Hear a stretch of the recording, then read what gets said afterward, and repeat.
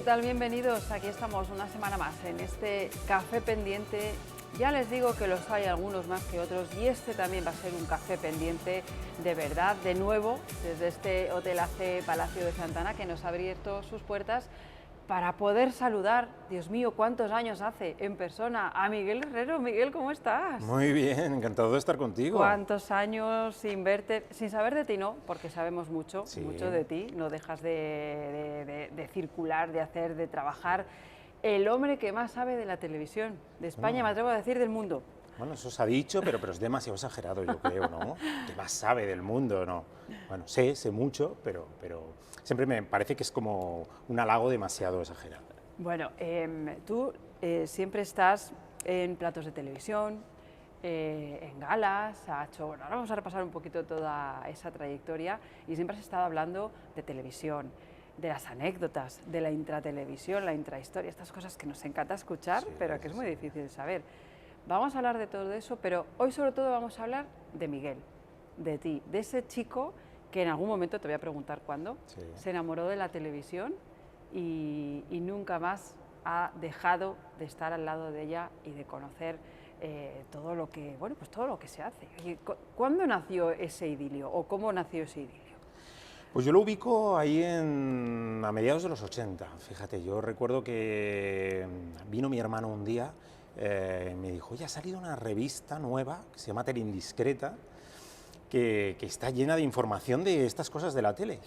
Eso cualquier otro niño hubiera dicho, ¿y qué? Pues una revista, bueno, pues vale, pues la miro y la tiro. Sin embargo, para mí era, madre mía, o sea, saber cosas, tener fotos de los programas, pegatinas, pósters, conocer detalles, las grabaciones. Y ahí yo me di cuenta que la televisión era un medio que me gustaba más de lo habitual para lo que éramos los niños de la época, que normalmente pues gusta más el fútbol o el cine. Sin embargo, a mí estaba centrado en la televisión. Entonces yo lo ubico ahí ya desde muy chiquitín. Fíjate que surge a raíz de una revista, de una publicación. Sí, bueno, quiero decir, seguro ya estaba, que consumías claro, televisión. ya estaba el mundo de la tele ahí que me apasionaba, pero la televisión, las revistas como que lo incentivaron bastante esa pasión. Esa otra faceta, ¿no? La de Sí. conocer y, por ejemplo, coleccionar Eso objetos es. relacionados con la televisión. ¿Cuándo empezaste también? ¿O fue un poco todo de la mano? Pues claro, habría que ubicar al espectador en una España en la que si tú, por ejemplo, te perdías un programa de televisión, tú ya no lo podías volver a ver. Es decir, hoy en día, claro, este mismo programa... Algunos no saben lo que es eso. Claro, pero este mismo programa, si no se ve en el momento, pues seguramente otro día se pueda ver a Sí. través de cualquier medio, de la página web de la cadena o de otros medios. Pero en aquella época no.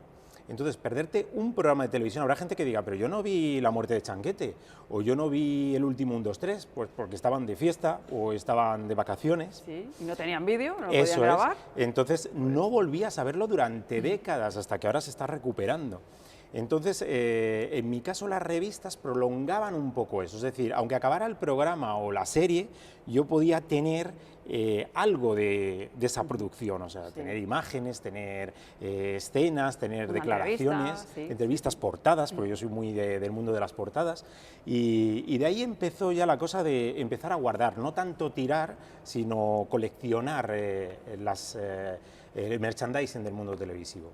¿Y fue un poco un proceso regular o fue un poco de repente? Es decir, ¿cuándo pasó a decir, jo, pues todo esto que yo sé, que yo conozco, que tengo, quiero que sea algo más, ¿no? Que sea pues una forma de vivir, que pueda transformarlo incluso en otras experiencias como Sí. luego hemos visto que has tenido? ¿En qué momento Bueno, tuviste esa oportunidad? Fue más tardío, o sea, en ese momento no le das valor las cosas. De hecho, la gente normalmente tirábamos eso, o sea, lo teníamos un tiempo, pero Sí. al final acabábamos tirándolo Sí. o quemándolo. Yo recuerdo haber quemado productos de este tipo, de decir, ¿para qué quiero yo esto? Y a los 5 años decir, Dios mío, o ¿Qué sea, hice? claro, he tirado algo que luego con el tiempo, hoy en día además está muy revalorizado, o sea, son cosas Sí. que además cuestan Es mucho dinero. coleccionismo y aparte es verdad, está muy Eso es. valorado. Pero fue ya más como en los 90s, en los 2000s, cuando dije, oye, yo recuerdo que de pequeño no tuve aquel juego de mesa del 1, 2, 3, o no tuve aquel muñeco de tal programa, la mascota, Y poco a poco, a través de rastros, mercadillos, a través de muchos amigos que me han cedido ese material, ya se fue convirtiendo ya en el coleccionismo que muchas veces hemos estado en exposiciones o incluso en televisión. ¿Qué es lo que tienes? Y sobre todo, ¿dónde lo tienes? Porque yo pienso en tu casa a veces y digo, ¿este hombre dónde vive? ¿En un chalet, en un museo? ¿En dónde? Pues nada, la verdad es que es un piso normal, lo que pasa es que está todo muy bien colocadito, muy bien ordenado. Porque, a ver, ¿tienes revistas? Hay revistas, juegos de mesa, libros, todo, o sea, quiero decir, en mi casa hay más libros dedicados al mundo de la tele que en cualquier universidad dedicada a periodismo o demás. O sea, quiero decir que es que realmente ha sido un trabajo de investigación que a veces digo, Dios mío, o sea, pensaba que esto no existía y de repente me aparece un libro sobre televisión rarísimo, hace un par de semanas mismamente, o sea, que no estaba por ningún sitio. Luego pues hay muñecos, VHS, por supuesto. Además es que yo todos los días, en el día a día, a la gente que tengo cercana le digo, oye, no tires las cosas porque la gente lo tira al contenedor. Vamos a recordarlo, que si tienen VHS y ya no con saben, grabaciones propias, o grabaciones, de no programas saben qué de hacer televisión, con ello, no saben qué hacer con ello, porque ya no tienen dónde reproducirlo, porque no saben qué hacer o no les va a servir para nada, o piensan que no les va a servir para nada, que es que Miguel Herrero... Claro, lo rebusca. Bueno, yo lo he hecho, de hecho. Eso Désenlo, porque por lo menos él lo va a digitalizar, lo va a guardar y de alguna manera le va a dar esa segunda vida. En muchos casos hay programas, fíjate qué curioso, Reyes, que no se conservan en los archivos. Es decir, la propia televisión española tiene programas que por circunstancias han desaparecido, se han perdido o se han estropeado. Sin embargo, el público como el que nos sigue desde sus casas, lo grabó. A lo mejor alguien lo grabó porque salía en aquel concurso, o un familiar, o alguien iba de público. Bueno, todo eso es material que algunos rescatamos para que no se pierda la memoria. Parece que es una tontería y en el fondo lo que hacemos es la recuperación de un material que dentro de 100 o 200 años, si alguien ahora mismo no se encarga, muy difícilmente dentro de 100 años, porque sobre todo es un material que se pierde, o sea que con el paso del tiempo cintas como los VHS se acaban perdiendo. Así que nada, ya hemos hecho el llamamiento. Se estropean y tú lo sabes bien. Y yo lo sé muy bien. Recuperarlo cuesta porque mucho. Recuperarlo es prácticamente imposible, tienes que abrir la cinta y cosas por el estilo, es muy complicado. Sí. Bueno, esa es tu faceta de coleccionismo, pero luego hay una faceta también de divulgación, es decir, en un momento tuviste tanto material, sabías tantas cosas y sobre todo tenías tantas ganas de contarlo que, bueno, fuiste abriendo tus ventanas y tus espacios en el mundo de la televisión y también de la radio, es decir, al final cualquier cauce es bueno para contarlo. Y empezaste pues a colaborar en medios de comunicación, también en esta casa, para contarnos a todos todo lo que sabías. Bueno, de aquí luego te hemos podido ver, Telecinco, en Telemadrid, cuántos especiales, bueno, vamos a ir por partes, es que son tantas cosas. Mucha cosa. Empezaste bueno, a colaborar en televisión precisamente para hablar de televisión. Sí, eso es. Yo había participado en un concurso cuando nació 4 que se llamaba Soy el que más sabe de televisión del mundo y me pareció una maravilla. Había habido algún antecedente que se llamaba Locos por la tele, pero yo era demasiado pequeño para participar en ese programa.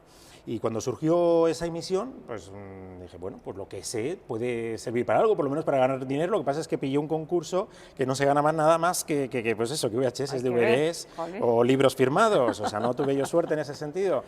Pero fue una manera de ya acercarse al medio, de participar, de llamar un poquito la atención y a raíz de eso ya empezó a colaborar en programas en aquel entonces se llamaba Canal 4 Castilla y León, luego pasó a ser esta televisión y me lo he pasado siempre muy bien transmitiendo sus conocimientos, porque a veces los que nos gusta mucho este tipo de televisión retro decimos, pues parece que no sirve para nada, ¿no?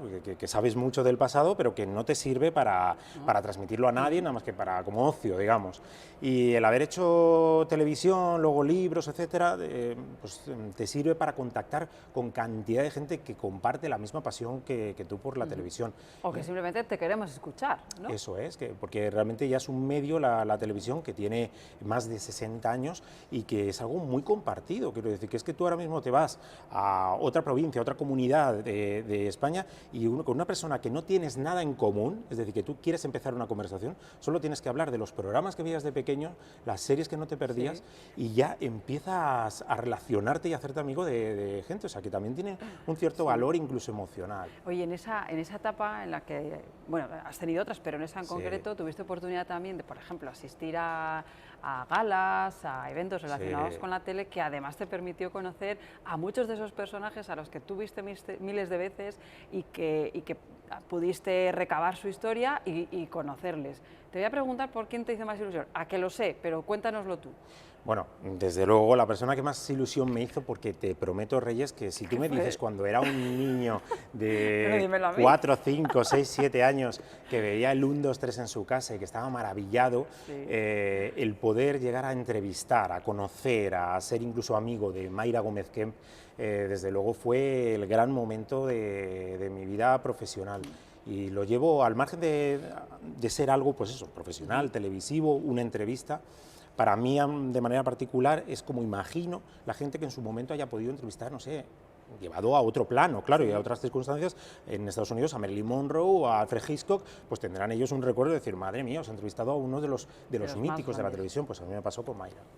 También conociste, bueno, has conocido a Chicho, Sí. a Pues mira, a presentadores. José Luis Uribarri, Marisa Abad, Nieves Herrero, Consuelo Berlanga, Verónica Mengot, José María Íñigo. José María Íñigo, o sea, muchos de los ilustres de la televisión, y fíjate que en algunos casos era su última entrevista, o sea, yo recuerdo las viudas de, por ejemplo, Pedro Macía, un histórico presentador de televisión española, agradecerme esas entrevistas porque en algunos casos estaban olvidados, eran presentadores que en su momento fueron muy importantes, pero que por circunstancias ya no les llamaban de televisión, y de alguna manera yo les hacía un homenaje, un pequeño homenaje humilde, pero buscando entre mi material antiguo de imágenes y con todo el cariño que yo les proporcionaba, porque yo les recibía en el AVE, o sea, yo recuerdo a Joaquín Arozamena, a Chelo Vivares, Espinete, o sea, ir al AVE, estar con ellos, comer con ellos, pasar toda la tarde y luego quedar ya como amigos, o sea, hablar. Uribarri me llamaba, oye, que voy a salir en tal programa y tal, Madre mía. o sea,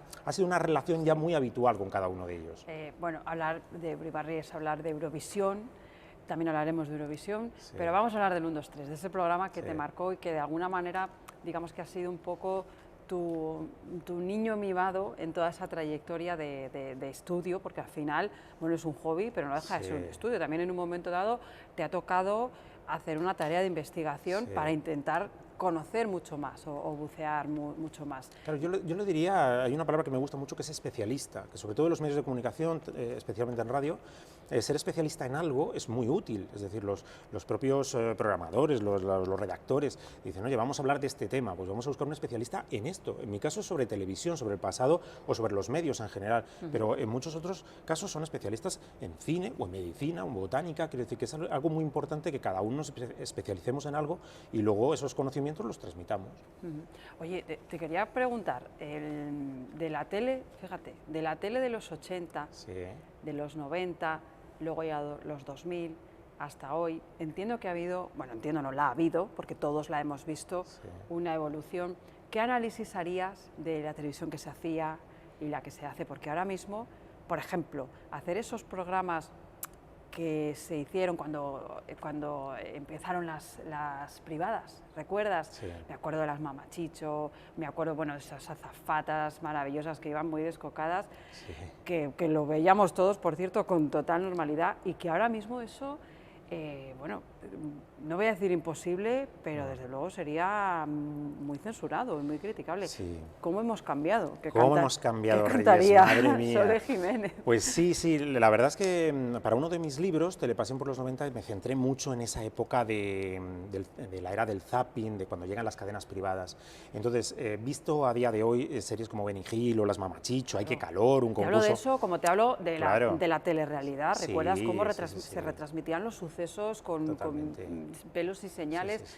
Ahora sería muy complicado. Sí, porque hay un ojo crítico todo el tiempo y muy peligroso. Si, por ejemplo, en la España del 1, 2, 3 o en esta del comienzo de las cadenas privadas hubiéramos tenido un minutado exacto, es decir, en este momento cuando haces esto sube la audiencia, cuando baja la audiencia. En este momento esto no gusta, la gente en Twitter, esto es horrible, esto es fatal, esto hay que quitarlo y demás. Claro, muchas de las cosas que han quedado como clásicos, yo que sé, el Gran Juego de la Oca o la Rafaela, pues hubieran hubieran dicho, no, no, ese invitado que no lo lleven, es una vergüenza, no sé qué, no sé cuántos. Sin embargo, en aquella época lo que se hacía, que yo también lo hacía, era escribir cartas a las revistas o a la prensa. Sí. Y decías, pues esto no me parece bien, o esto tendría que ser de otra manera. Pero era muy lento. Claro, pero era muy lento, desde que tú escribías hasta que eso se publicaba podían pasar, en el caso de las revistas, 2 semanas. Entonces, efectivamente, la televisión ha cambiado mucho, no sé si para bien en el sentido de que somos demasiado críticos con todo nos parece que se podría hacer mejor, todos somos jueces para decir, uy, ese cantante, qué mal lo ha hecho, es que deberían echarle o no debería haber participado y tal, o sea, nos creemos con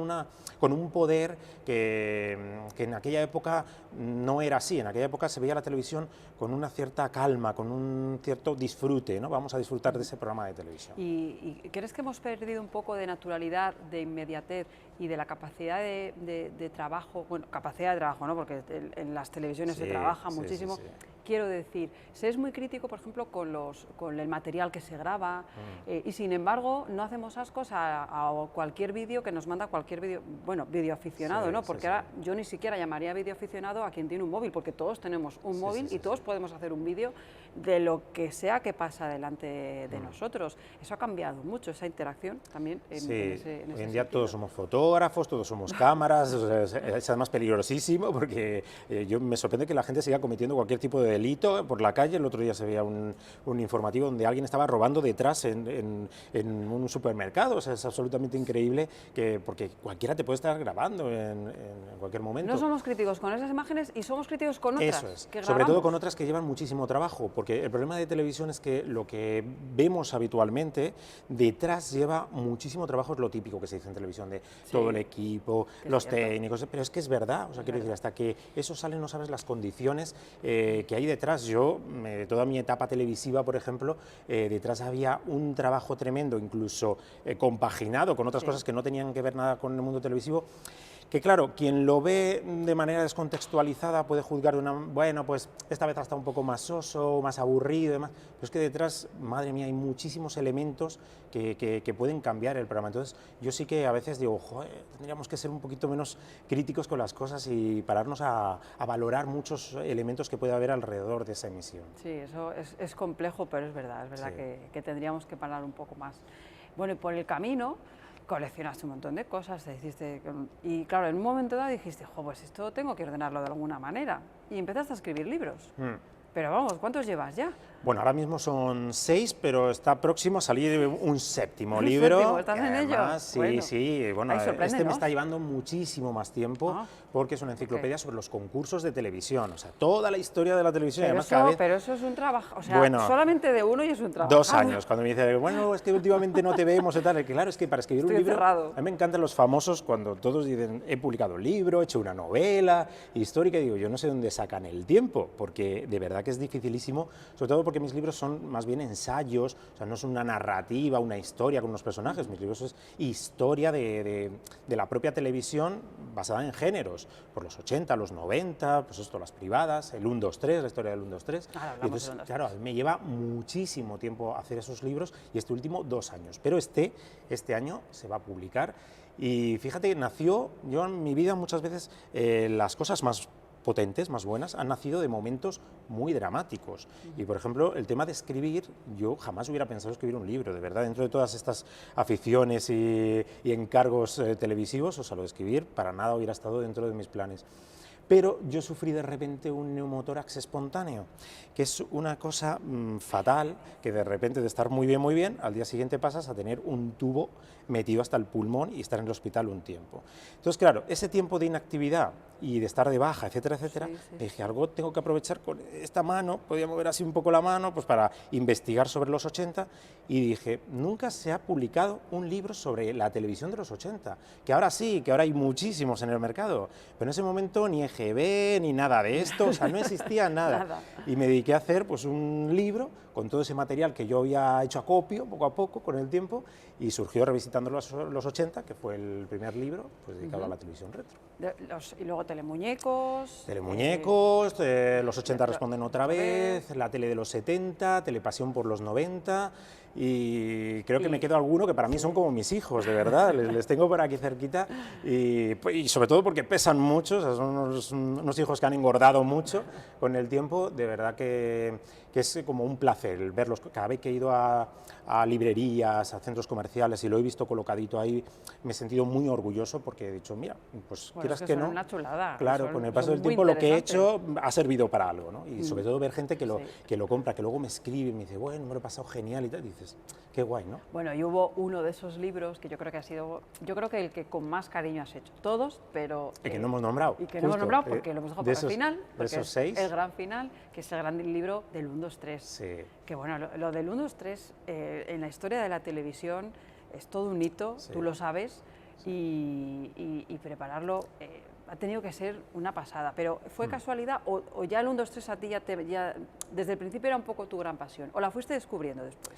Pues desde muy pequeñito el programa me tocó la fibra, yo creo que como a todos, toda la gente que lo vio, es verdad que según pasa el tiempo y se va depurando ¿quién mientras recuerdos. no estuvo en antena no se sentaba todos los viernes delante de la televisión? Y los lunes, que hubo alguna etapa que fue los lunes. Y a ver si se llevaban el premio o no. Eso es, no, es que paralizaba España. Yo recuerdo, fíjate que incluso para investigar sobre esta historia del 1, 2, 3, que me encontré declaraciones de gente de los años 70, del 72, que durante el tiempo que se emitía el 1, 2, 3 descolgaban el teléfono para que no les molestaran, porque ellos querían saber si se iban a llevar el coche o no, esos pobres concursantes.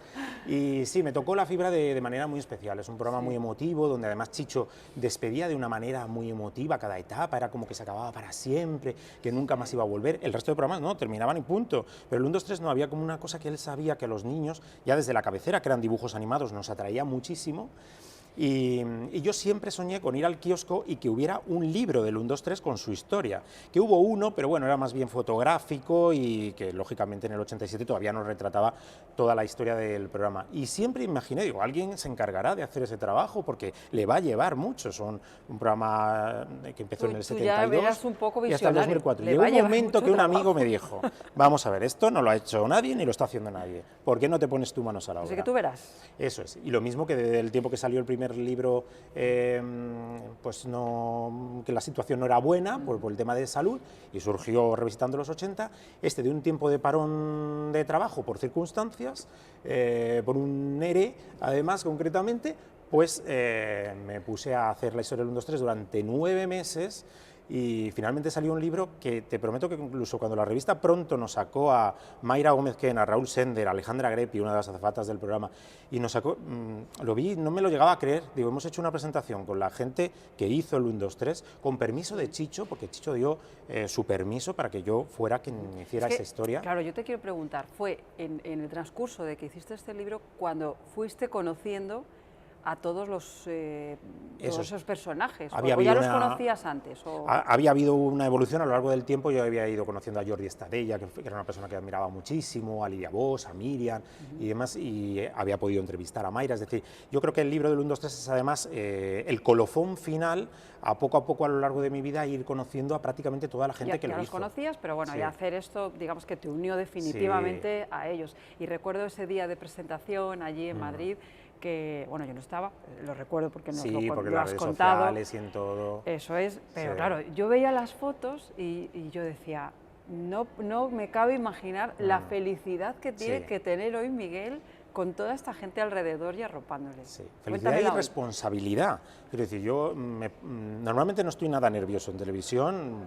ahora mismo aquí, pero pocas veces sí que me pongo muy nervioso, y en las presentaciones de los libros, bueno, estoy crispadísimo porque me siento como muy responsable tanto del público que va a ir, que siempre es muchísimo menos, lógicamente, que quien nos está viendo en televisión, que va a ser más mayoritario, pero es como una responsabilidad, además, de ir a entrevistar o estar con las personas que hicieron el programa. Es decir, no solo era escribir sobre la historia, sino que ahora esas personas van a leer un libro que cuenta su pasado pueden decir, y pueden decir, oye, que esto no es real. Esto no es así, que esto exactamente. Claro, y cuando yo iba en un taxi con Mayra y me dijo, muy currado, y cuentas de verdad cosas que no sé cómo has conseguido encontrar esa anécdota o ese detalle, cosas muy hay concretitas, pero claro, hablando con todos ellos, pues siempre hay diferentes opiniones y recuerdos variados, y la verdad es que el libro del 1, 2, 3 es una de las cosas que yo llevo con más orgullo. Claro, yo te voy a pedir, a ver, cuéntanos alguna anécdota curiosa ahí, supongo que hay miles, siempre pido, a ver, la más significativa, la que más te sorprendió, no sé, cuando pudiste, tú conociste a Chicho Sí, además cuando pues acabó el 1, 2, 3, acabó de manera un poco fea, el programa lo retiraron y no hubo un último programa de despedida, fíjate, después de tantas etapas. Como él solía hacer, eso es. con una despedida de claro. él hablaba. Sí, él lo hubiera despedido a su manera y hasta siempre, y esto se acaba, o no, decía. ¿O no?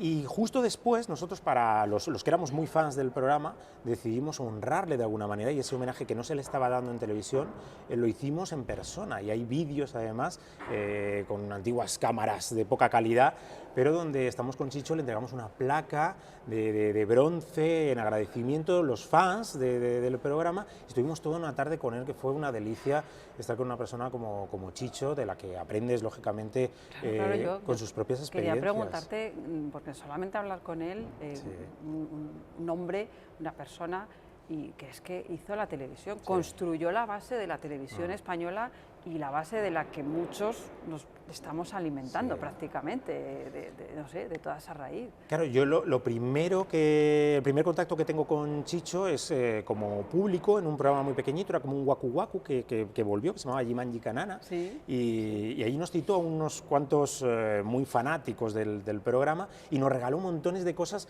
de 2 décadas anteriores del 1, 2, 3, es decir, él tiene como una especie de, ahora su familia, de rancho donde se guardan pues todo aquel merchandising del programa, juegos de mesa, llaveros, brutal también, o sea, lo del 1, 2, 3 era no solamente la audiencia, no solamente estar en... Todo lo que generaba. Estar en familia, todo lo que, bueno, yo me acuerdo de las botibotas, porque todos nos lo comprábamos, claro, el juego del 1, 2, 3 lo comprábamos, todo aquello, que de eso debes tener tú también. Sí, en mi casa hay de todo. Mira, la botibota me la rompió una compañera de España Directo, una reportera, cuando hicimos un reportaje enseñando mi casa. Se metió la botibota en la bota, en su propia bota, y me rompió el arito, que desde los años 80 estaba perfecto, lo que tiene a veces compartir ese tipo de cosas. No pasa nada, luego se ha pegado, pero sí, efectivamente, ahí Chicho nos regaló mucho de ese material y además nos trató de maravilla.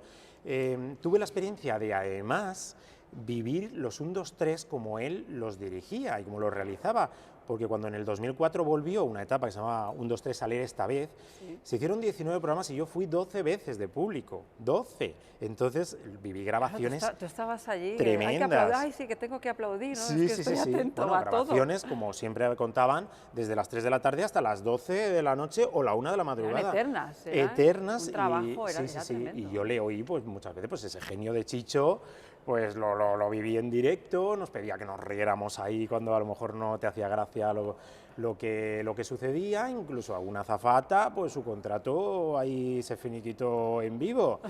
Bueno, era un hombre de mucho carácter, pero a su vez pues un grandísimo profesional que de hecho por su trabajo no solo se le recuerda tanto y se le quiere tanto. Llegó a ser quien es por cómo era él.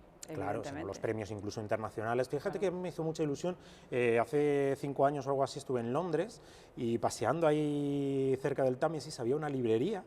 Y rebuscando entre libros, digo, aquí también habrá libros de televisión. Había uno que eran los 100 mejores programas de la historia de la televisión, en inglés todo, lógicamente, ahí en Londres. Bueno, pues uno de los libros, o sea, uno de los 100 programas era el 1, 2, 3 español, que ellos lo tuvieron allí, hicieron el 1, 2, 3 británico y en otros países, en Portugal y demás, y contaba todo cómo era el 1, 2, 3, como una sinopsis, y era muy gracioso cómo traducían Don Cicuta, las tacañonas, y las secretarias, y todo, cómo traducían. Ay, qué recuerdo, lo estás mencionando. Y de verdad que me dio un pinchacito ahí en el corazón y hasta me emocioné de estar en otro país y que esa consideración que no es que a uno le guste un programa de televisión que no tiene ninguna repercusión, ninguna relevancia, no, es que es algo que los críticos más importantes de todo el mundo han considerado que de los miles y miles o millones de programas que se han hecho en todo el mundo, el 1, 2, 3 español es uno de los 100 mejores.